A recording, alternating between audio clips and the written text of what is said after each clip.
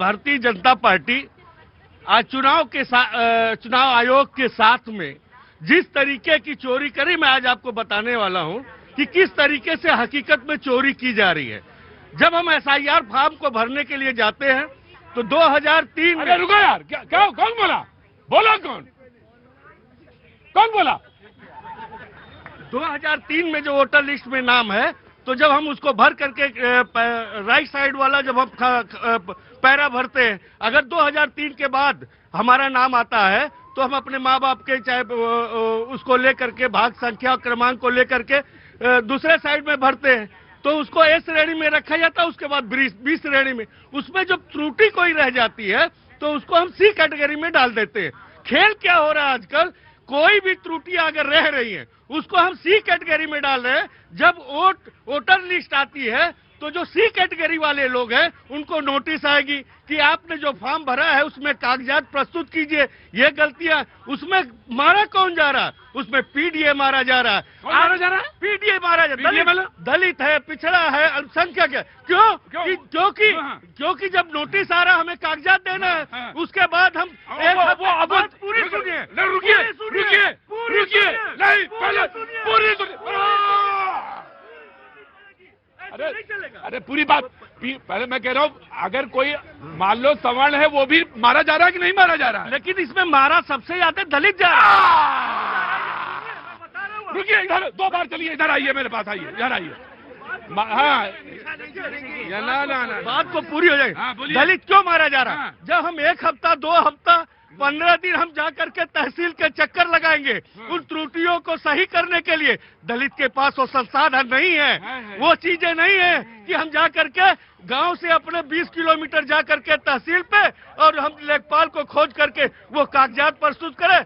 तो इसी तरह से फाजिल नगर में 4,162 वोटर में 61,000 लोग जो है सी कैटेगरी में गए, तो उसमें 30,000 लोग भर लेंगे, 30,000 वोट को चोरी कर लेंगे। अच्छा, ये चोरी बताओ कि सिर्फ पीडीए से सरकार बन जाएगी तुम्हारी?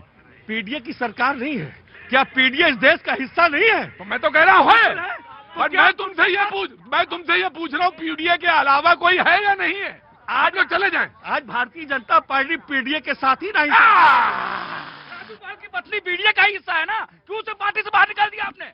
आपकी सरकार, आपके नेता अखिलेश जी ने राजूपाल की पत्नी, जिसने की न्यायपूर्वक बात किया विधानसभा में, समाजवादी पार्टी के नेता ने उसे पार्टी से बाहर निकाल दिया। अब क्यों निकाल दिया? क्यों निकाल दिया? क्यों निकाल दिया? इन चोरों ने उसको अपने साथ मिला करके समाजवादी पार्टी के खिलाफ वोट डलवाया। ये कह रहे हैं वहाँ चलो, वहाँ मैं आ रहा हूँ। संचार क्रांति के देश में 21वीं सदी में अब आप दलित और पीडीए का नारा देकर के चुनाव नहीं जीत सकते हैं। जो विकास का काम करेगा, जो जनता के हित के लिए काम करेगा, वो चुनाव जीतेगा। आप तुष्टीकरण की राजनीति करते उत्तर प्रदेश में खड्डे में डाल दिया था। आज उत्तर प्रदेश अगर उत्तम प्रदेश की ओर अगर बढ़ रहा है तो योगी जी की सरकार में हुआ है। एक बात और कहना चाहता हूं मैं कांग्रेस पार्टी को, आप चुनाव की बात करते हो, चुनाव ऐसे नहीं जीता जाता है। चुनाव जीतने के लिए जनता के दिल में अपने लिए जगह बनानी पड़ती है। आप 370 का विरोध करेंगे, आप 370 का विरोध करेंगे, राम मंदिर का विरोध करेंगे, अफजल गुरु के साथ खड़े हो जाएंगे, तो क्या आप भारत में चुनाव जीत लेंगे? बहुत मुश्किल है। अमेरिका कहता है, वही ट्रंप कहते हैं ना, भारत की इकोनॉमी डेड हो गई है, तो राहुल गांधी कहते हैं डेड हो गई है। आप भारत के साथ है या अमेरिका के साथ है?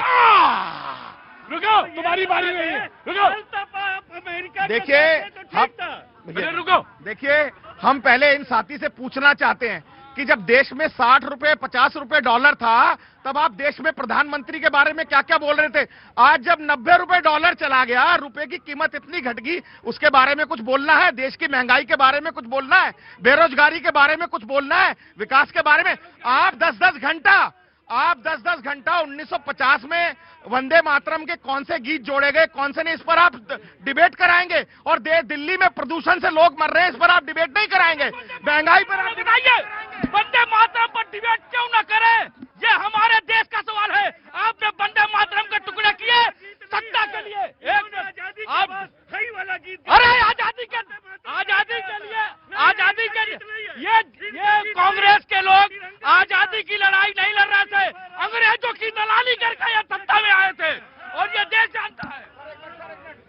कांग्रेस को मिलेगा, कांग्रेस को मिलेगा, उठाइए, कांग्रेस को ही मिलेगा, कांग्रेस को मिलेगा। जी जी जनाब। सर मैं एक बात पूछना चाहता हूं, पूरे देश को पता है कि पूरे देश की आजादी किसने लड़ी और वंदे मातरम कहकर गोलियां किसने खाई? कांग्रेस के करोड़ों लोगों ने खाई, देशवासियों ने खाई।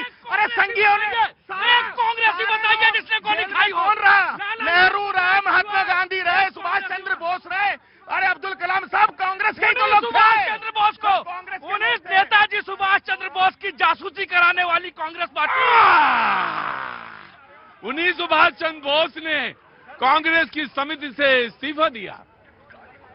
पट्टाभी सीतारमैया और वो चुनाव सबको याद है जो इतिहास में, रुको, बिल्कुल वंदे नहीं, मुझे मालूम है वंदे मातरम में पूछूंगा मैं, लेकिन पट्टाभी सीतारमैया और वो चुनाव सारे लोगों को याद है और सारे लोग जो इतिहास में रुचि रखते हैं वो उसको बखूबी जानते हैं। जी मैं आता हूं जनाब, मैं आ रहा हूं, बोल रहा हूं तुम्हें, हाँ रुको 2 मिनट रुको। देखिए बार बार ये पूछा जा रहा है कि चुनाव सुधार के बारे में बातचीत कांग्रेस या भाई रुको, हल्ला नहीं मचाओ, हल्ला ना मचाओ, क्या हुआ बोलो, कहां से आना हुआ? जी फर्रुखाबाद, अपरागाशी। हाँ जी, अपरागाशी फर्रुखाबाद। फर्रुखाबाद से। जी बोलो, क्या बोलना है? जी मैं कुछ पंक्तियां समर्पित करना चाहता हूं उन दोस्तों को, उन साथियों को जो संघर्ष कर रहे हैं जीवन में। क्या कुछ लिखना और मिटाना, जीवन पथ पर बढ़ते जाना, कुछ पाने की ख्वाहिश रखना, खोने की गुंजाइश रखना, आंधी मेल और डगमग हो तो तुम पत्थर पर फूल खिलाना, कुछ लिखना और मिटाना, सोचा है जो वो सब होगा और सोच से भी बेहतर होगा, तुम लक्ष्य पे अपने दृढ़ रहना, आलोचक को मत कुछ कहना, बस धैर्य का दामन थाम के जीवन पथ पर बढ़ते जाना, कुछ लिखना और मिटाना। निर्वाचन सुधार के मामले पे जब बात होती है तो उसको इस एंगल से नहीं देखना चाहिए कि विपक्ष हार रहा है, विपक्ष के हारने का क्या कारण है। मूल मामला है कि लोकतंत्र का जो मुख्य मंदिर है संसद भवन या राज्य विधानसभा। तो मुझे एक सवाल का जवाब दीजिए, 72 साल थे, रिकमेंडेशन प्राइम मिनिस्टर कर देता था, ये बात कही गई संसद के अंदर, recommendation election chief election commissioner एक ही होता था, 2 नहीं 3 नहीं होते थे, उन्होंने कहा चीफ इलेक्शन कमिश्नर को रिकमेंड वही कर देता था, वही बन जाता था। अब तो 3 लोग हैं, बिल्कुल तो डेमोक्रेटिक प्रोसेस है, तो फिर कहां चोरी है? नहीं, मैं कह रहा हूं, अभी आपने रखी ना पृष्ठभूमि। नहीं, सवाल का जवाब दीजिए, नो, सवाल का जवाब दीजिए, भागिए मत। उसी का जवाब दे रहा हूँ। 5 सदस्यीय संविधान पीठ ने एक व्यवस्था रखी ना, उन्होंने क्या कहा कि ऐसा चीफ इलेक्शन कमिश्नर बनना चाहिए जो प्रधानमंत्री से भी सवाल पूछ सके, उनके पूरे आदेश में आप देख लीजिए। और उन्होंने एक व्यवस्था रखी, अगर कांग्रेस ने पुराने समय में सही व्यवस्था नहीं रखी तो क्या भारतीय। मुझे एक सवाल का जवाब दीजिए, मैंने इनको बनाया बकौल, मैंने इनको क्लास का मॉनिटर बनाया और ये सबसे मान लो हैं भी काबिल, नहीं भी है, मैंने इनको मॉनिटर बना दिया और 72 साल तक बनाया रहा इनको, ये इनका मतलब इन्हीं की तरह जैसे ये सवाल पूछ पाएंगे आंख में आंख डाल के हमारे। सर मैं कह रहा हूँ सुप्रीम कोर्ट ने जो कॉलेजियम बनाया कितना निष्पक्षता का ध्यान रखा। कॉलेजियम में उसने कहा ये अंतरिम, देखिए उसने कहा ये अंतरिम है, ये इंटरिम है और ये संसद तय करेगी, संसद तय करेगी। देखिए ये उतना ही बड़ा जुर्म है जनता को भी गुमराह करना, सही चीजों को ना बताना, यह भी उतना ही बड़ा जुर्म है। बाकी तो पूरा हो जाने दीजिए, मैं कह रहा हूँ वो अंतरिम व्यवस्था ही थी, लेकिन जो नई व्यवस्था होनी चाहिए थी, क्या उसमें सीधे सीधे सरकार का बहुमत हो जाना चाहिए था? अरे आप उसमें रख लेते, बिल्कुल सही सुझाव सदन में रखा गया, आप उसमें रख दीजिए, राज्यसभा के भी नेता प्रतिपक्ष को रख दीजिए, आप उसमें आप दूसरे लोगों को भी जोड़ दीजिए, लेकिन कम से कम ऐसा तो लगे कि जो आपका, देखिए मैं ये कहता हूं चलिए 50-50 होना चाहिए, 70-30 होना चाहिए आपके हिसाब से, चलिए मान लेता हूं 33। पहले मानिए, सबसे पहली बात तो यह है कि मानिए कि डेमोक्रेटिक प्रोसेस हुआ है, 33% हुआ, 33%। पहले तो 0 था, क्यों भाई, था कि नहीं था? अरे कोई चीज नहीं सुने। सुप्रीम कोर्ट ने जो मॉडल बनाया था उससे हम आगे गए कि पीछे गए? सुप्रीम कोर्ट ने जो दिशा निर्देश दिया उससे हम लोग पीछे गए सर, ये चीज देखना पड़ेगा। देखिए आप क्योंकि बहस कर रहे हैं तो अच्छा लग रहा है मुझे, बहस कर रहे हैं, अच्छा संसद को तय करना है, तय संसद करेगी ना कि कोर्ट। अगर सारा चीज कोर्ट तय करेगी तो फिर दे दीजिए कोर्ट को, फिर तो कोर्ट, संसद को जरूरत ही नहीं है। और सर एक चीज और मैं लगा, नहीं देखिए मैं आप क्योंकि जानते हैं चीजों को, मैं तो कह रहा हूँ कि अगर उस भावना को ध्यान में रखा जाता तो और बेहतर होता। मैं